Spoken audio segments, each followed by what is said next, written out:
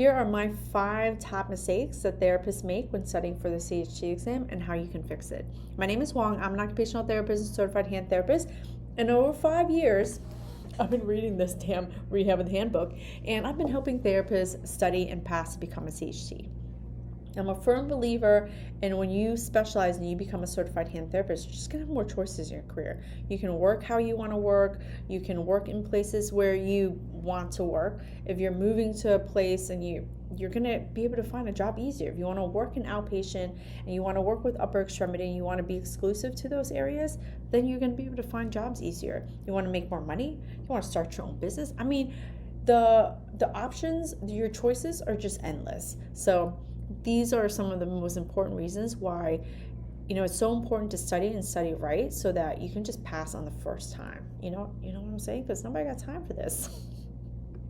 All right, so let's dive into it. Let's go over the top 5, and then I'm going to explain myself. Number 1, wrong books. Hello, let's go over it. Number 2, studying too long on one topic. Number 3, not getting to all of the topics and just praying and hoping that they won't show up on the exam. Who here has done that? Leave me a comment. I'm sure I've done it. Tons of other people have done it. Number 4, not having a plan will just make studying so much harder for you. So let's get together and create a plan, okay? And number 5, not doing practice questions. Like, who studies for an exam and not do practice questions, right? So I am actually hosting a free masterclass. It's called How to Pass the CHT Exam with Confidence.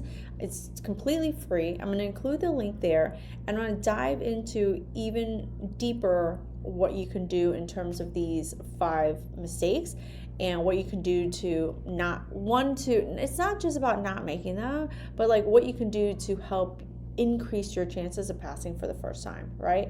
But number 1, if you're not studying out of Rehab of the Hand, this is the main resource, right? If you are studying off of the yellow book, people, I studied off of those yellow books, right?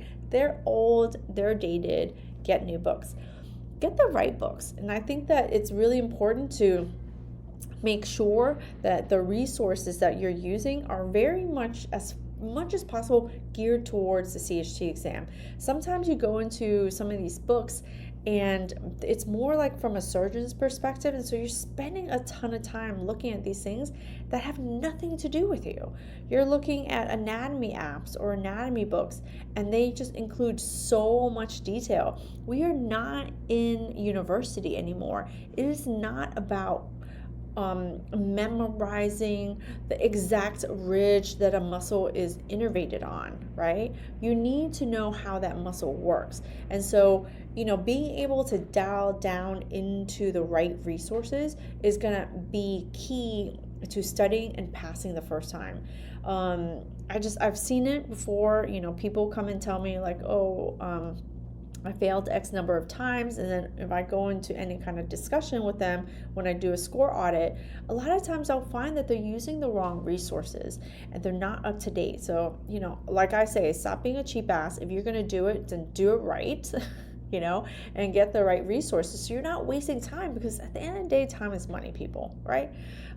It's so stressful too. Like, why would you do that to yourself? Okay, let me get off that soapbox. Number 2 is that you end up studying too long on a particular topic. So you love hands and you're like, I need to know everything about hands before I move on to another topic, right? Well, what happens? You start there, you stop, and you start there and you stop, and you spend 3 months on hands and you're like, I still don't know everything I need to know. But by the time you move on to the next topic, that topic is so far removed from your head that you have forgotten it. So now you're going like 6 months later, you're like, shit, I've spent all this time studying and I don't even remember what I studied from before. And so when you spend too long on a topic, it can just drag things out. And this is where the burnt out feeling comes from, right? You feel burnt out because you feel like you've been studying forever and ever, and you're like, when is this shit gonna end? So I have, and I'll share, if you come onto my free masterclass, I'm gonna share how you can study with a cadence. I call it a cadence and a curriculum so that you can study with less like stop wasting your time, right? So it's really important. Number 3, not being able to get to all the topics and then hoping it doesn't come up. Like, people, shoulders is on there, right? If you want me to, I will look. Let me see. So, the anatomy and biomechanics, chapter 4 of shoulders. And then you have all the clinical testing. And then the reason why shoulders are important, because nerves go through them, right? And shoulders affects how the arm works. And then if you take it from a functional standpoint, like let's say you're working with someone with a sports injury, right? You need to know the breakdown of those those types of events. Let me use an example of throwing, right? You need to break down all the steps of how someone throws, because it starts at the shoulder, elbow, wrist, and hand, correct? So you don't want to not get to a topic just because you don't like it, just because you don't treat it, right? You got to cover all of it. And you know what? I'm a firm believer too, outside of having more choices in your career, I'm a firm believer in being a complete therapist. If you're going to be a hand therapist, right? I guess it's because of my experience. Like, when I have someone with a distal radius, if they cannot supinate and pronate, they will end up with shoulder problems. And if you don't fix the shoulder problems, you can't get their wrist better. So to a certain extent, even if your clinic doesn't do a ton of shoulders, like, oh, I'm an OT, I don't do tons of shoulders. Well, you need to learn about it enough, even if you don't treat it yet, enough to know what you're talking about. And then if you're a therapist who treats mostly shoulders and elbows and doesn't get too much of hands, then you have to study about hands, right? You have to know the ins and outs of an extensor tendon mechanism. You have to know about splinting. I don't care if you don't do it. I was working with a PT a couple years back, and he just wanted, he hired a CHT for his clinic, but he was like, you know what?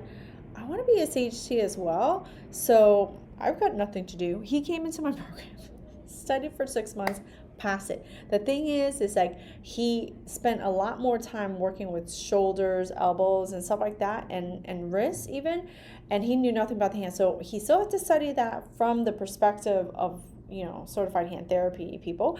But he really needs to understand and learn about hands, all the ins and outs of hands, all the ins and outs of nerves, and then of course splinting and wound care and all that good stuff, right? So just because you don't do something doesn't mean you can completely ignore it and be like, please, I hope it's not an exam.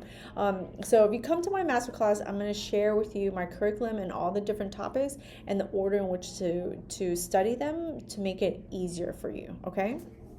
So I'm going to include the link below. Now, not having a plan, that's one of the biggest mistakes I see. And one of the biggest mistakes of not having a plan is really, at the end of the day, not having a date set.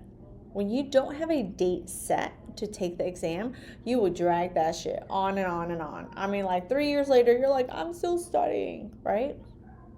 It's one thing if you took the exam, you failed. Okay, then you get a new plan, pick a new date, right? And you stop in between. But it's like, if you are studying and you still haven't taken it, it's like 3 years later, 5 years later, 10 years, you're still talking about how you want to become a CHT, but still haven't done it. Well, girl, let's go. Let's do it. Create that plan. And I'll help you create what that plan can look like so that you feel like it's doable, it's achievable, it's realistic, right? So have a plan, draw a line in the sand, set that date, let's get to it. Once you set that date, you don't understand how powerful that is in order to be able to, no matter what happens, you're like, I got to get there. So I'm going to tell you a little secret. I wrote this book, The Ultimate Book of Practice Questions. Let me show you. I found it. So here is this book I just wrote, right? It is The Ultimate Book of Practice Questions. It's called Hand Therapy Exam Success, right? Now, this book, I had to have a deadline on it, right? I had to have a deadline. If I didn't do it by this time, like, dear, because when you're doing something hard, right? When you're doing something hard, and we're adulting right now, nobody's making us do this. You don't have to become a CHD. You want to become a CHD.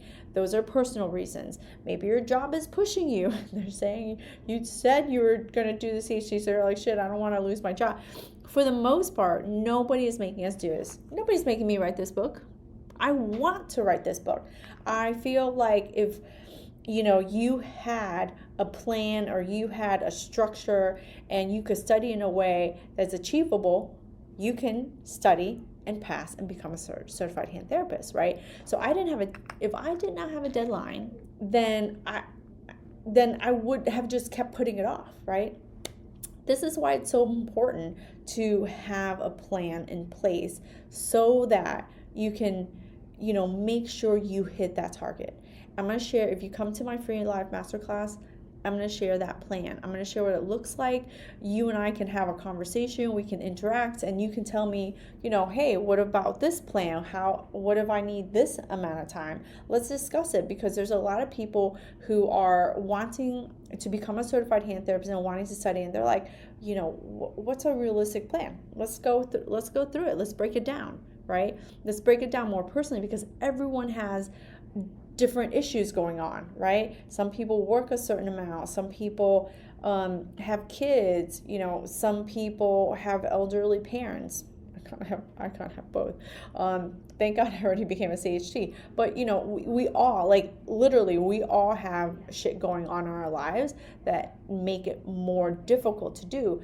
But if we plan it, it can become easier and more doable, right? It doesn't have to be super fast if you don't want to go super fast. But some people, there's 2 questions I ask. I'm going to share what those questions are on there so you can ask yourself, so that we can create that plan for you, right? We can create that plan together. So number 5 is not doing practice questions, right? You want to do practice questions, but you want to do really good practice questions, right? That's this book right here. You want to do really good practice questions. I want you to think it is not like quizzes. I am not going to sit here and be like, how many bones are there in the wrist? Right? Which bone? I mean, there's going to be some easy questions, but for the most part, you want questions that are thought-provoking.